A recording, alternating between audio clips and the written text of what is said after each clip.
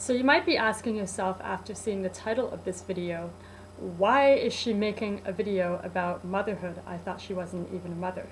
So that's true. I don't have kids. I'm not a mother, but I do hope to be soon. However, I do have many friends that are mothers. And as I've mentioned before, I never teach anything, especially online, that I don't know deeply and I don't understand very well, or that I haven't had personal experience with. So, as I said, I have many friends that are young mothers, and I also, most of the people that I meet online are also young mothers. So in terms of talking to mothers and hearing what they have to deal with and some of the issues with having young children, I actually do have quite a bit of experience with that. So, anyway, mothers, I have something to say to you, and it's something very, very important. You are a wonderful mother. You are really a wonderful mother. You are the most incredible, giving mother that your child or children could ever hope for.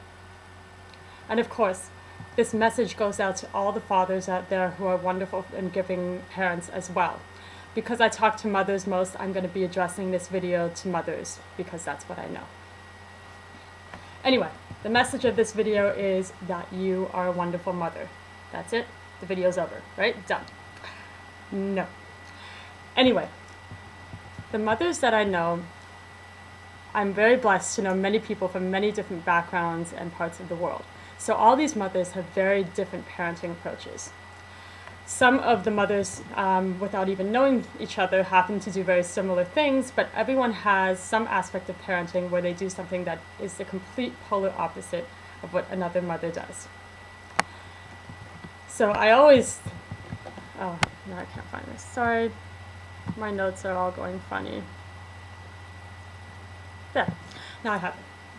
I'm sorry that I'm speaking from notes this time. Once again, I have a lot to say and I really don't want to forget, and sometimes I go on a tangent in my other videos, so now I'd like to speak from notes. Anyway, these mothers have completely unique parenting approaches with many differences in styles and philosophies. If I were to ask, let's say, one mom to switch places with another mom, they would probably cringe at the idea of some of the things that other mothers do and having it done to their children. Because most of these mothers do very different things and they really feel strongly and really believe in the things that they do. However, despite the vastly different approaches that every mother has, my original statement about this video still stands. You are a wonderful mother.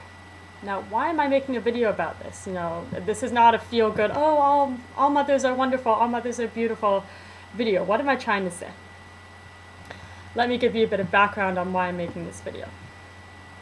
The accessibility of information in our generation is really an amazing thing. I know there's many evil things and horrible things that can happen from it, but I'm going to be focusing on some of the great things that happen. Because of this accessibility of information, we can get answers to questions almost instantly. We can connect with communities and meet people that have similarities with us in ways that were completely impossible before. And many people who felt alone and isolated in their own communities now have online communities and people that they have common interests with. And it's wonderful. It's really wonderful for connection in that way. We can share so much of ourselves with others. Through this website, I've been able to share aspects of my life with others and help so many people, whereas otherwise I would have been limited to my own neighborhood. And I love my neighborhood. Sharing with my neighborhood is great, and I do that as well. We can get knowledge about friends' life events. That friend that we were really close to in high school, we can reconnect with that person without having to go through the tedious process of trying to find them in the phone book and researching our high school documents to find this person. We can find out about other people's lives. We can celebrate their life milestones. There's many wonderful things we can do from the internet. We can spread awareness about certain causes in a way that we never could have before. And also, we can spread information that is vital and important in a way that is so fast, whereas before we could not do this. So I believe that our ability to do this is truly a miracle. In terms of mothering, it's even more amazing. We have such a vast amount of information that is so readily available to us. We have support groups that we can, if we choose to do a certain style of mothering, we can find various support groups of other mothers that are having the same struggles and giving advice to each other. We can hear about other people's successes and other people's failures and learn from that. That's really, really great. We can share with our friends. We can see our friends' children grow up in a way that we might not have been able to do before. So really, the internet is wonderful. If you want to research, I'm having a problem with ABC, just type it into Google and you're going to get every answer you ever hoped for. It's wonderful. So despite the internet, we also have books. We have classes that we can attend. We have doctors. We have doulas. And of course, we have our own parents and friends giving us advice. We basically have all the information we could ever want about mothering completely at our fingertips. However, there are some drawbacks to this. Something is being lost with this wonderful wealth of information that we have available to us. Mothers, before they have a child, will often do a lot of research and pick a parenting style that they feel works best for them. And they'll go out and buy all the tools that they need and go to the classes and learn everything that they need in order to carry out this particular mothering style. But what I'm finding with speaking to my friends is that often after she has her child, she will be riddled with doubt. Because for everything that she chooses to do that she knows should be good for her child, she's also read a story about how it was the most horrible thing for someone else's child. That's pretty scary. She will see many of her friends doing something different from what she's doing and doubt herself. I've even heard of people getting into fights with their friends and breaking up their friendships due to differing mothering philosophies and not wanting to influence other children badly. It's really sad. She will also wonder, after maybe one bad experience or one bad night with her baby, if she has chosen right or chosen the right mothering technique. This is because everything in our generation is so public. We don't deal with things privately anymore. If we have a question or a problem, we don't sit with it and try to figure things out ourselves. We immediately go to the computer and look for an answer right away. So instead of developing this private relationship with our baby and growing together, we now are looking for outside information. We've lost some of the intimacy that we might have had before with our child, and much of our private lives is no longer private. As well, this insecurity and doubt that might arise from all this information and tools that we have available to us, this doubt can also affect the mother's relationship with her child. A mother should be able to give purely and from her heart without any doubt or anything blocking her. And if she always has these nagging thoughts, what if I tried this? Oh, maybe I should have gone there. Oh, maybe I should have gone and talked to this person. If she's always thinking about that, she's not going to be able to connect with her child as well as she normally would.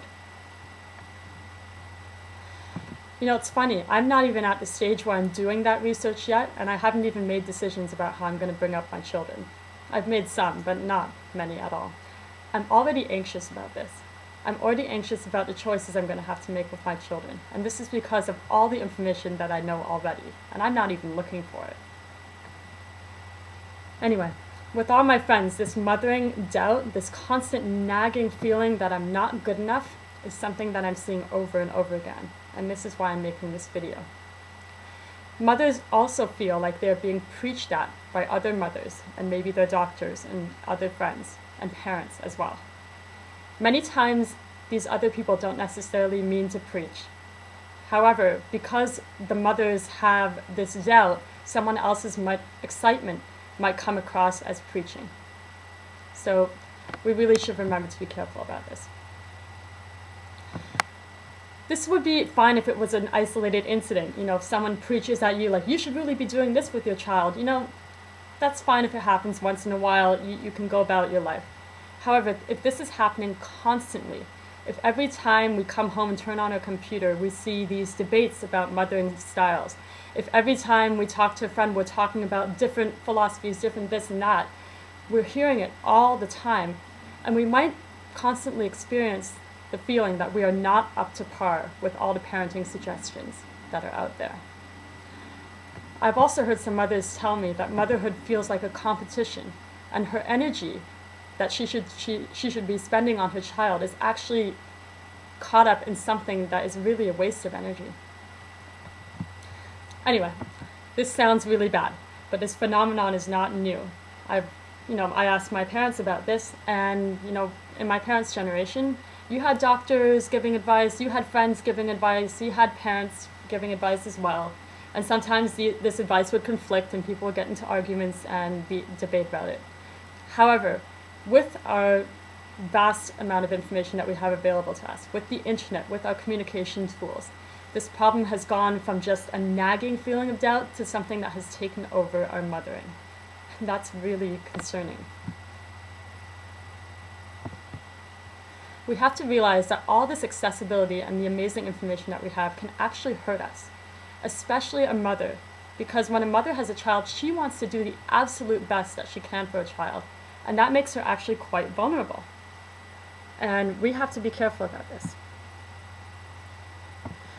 The information that's out there is actually very important, and I'm not in any way saying that a mother shouldn't do her research or go for advice or anything like that. I'm saying that we need to address the doubt, the nagging feeling that we are not good enough as mothers, the nagging feeling of, oh, what if, oh, maybe I should, oh no, I'm not a good mother.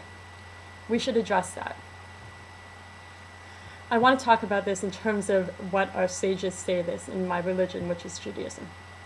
To all my mother friends in Judaism to all my mother friends and all women, this goes for all us women. You might not notice, but we have a gift that's been given to us that is more powerful than any scientific evidence and any revolutionary product that we can bring in. Sorry, I'm really not reading well.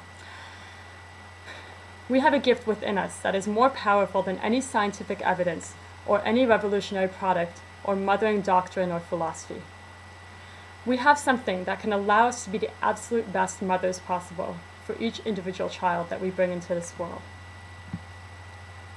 This gift does reside within every woman, and it actually does reside within men as well, but to a lesser extent. Men have different gifts than we do. In Hebrew, this gift is called Binah. Binah is loosely translated, I can't translate Hebrew words exactly into English, but I can do my best. It's translated into English as understanding. Binah refers to that deep understanding that women have about the world around us. It refers to that instinct of something is being right or something is wrong. And we sometimes feel this, and it completely defies logic. I think you all know what we're talking about. Binah refers to that inner force that drives us to do things because we know that they are best. And it might not be totally intellectually sound, but we just know that it's the best thing to do. It is something deep and powerful, and the strength of it, when nurtured, never ever goes away. We often hear about Binah referred to as mother knows best, or the woman's instinct. This is something that we actually do talk about, and we know that it exists. A good example of Binah is that often we ladies will know deep down when we're in some sort of situation that someone isn't being honest, or something is amiss, and something's not right. It doesn't have to be logical. It means that we just know that something is wrong. This is Binah. Binah is the driving force that often pulls us back from a situation that might be harmful, or pushes us towards something without us really being able to explain it. It is an understanding of the world that we live in and how it works, and we can't put it into words. I'm really trying to put it into words, but as you can see, I'm describing something that can't be described. In the Zohar, which is a book about our Kabbalistic teachings, Binah is described specifically as a feminine attribute. It's all about us females. We are the epitome of Binah. And this is why our female mentors will often give us the most amazing advice that seems to come out of nowhere, yet we know it deep down that it's true. This is also why females, as friends, we often know exactly what to do for a friend who's in trouble, and we don't know why. We just know what she needs right at the right time. It's also why mothers truly do know what is best for their child. So please, mothers of the world, do not lose touch with your Binah. It is so, so precious.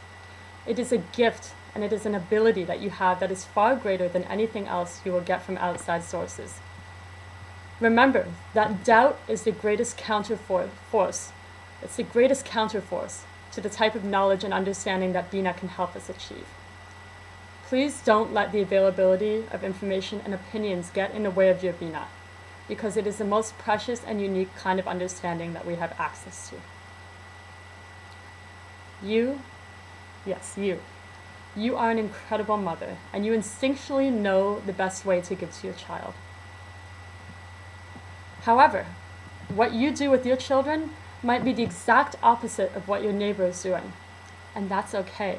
That's actually great. She's a wonderful mother as well.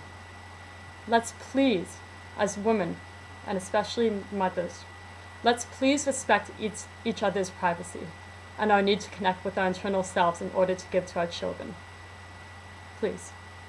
It's great to share and cheer each other on, and it's great to support each other, but beware, because your enthusiasm might come across as judgmental or preachy.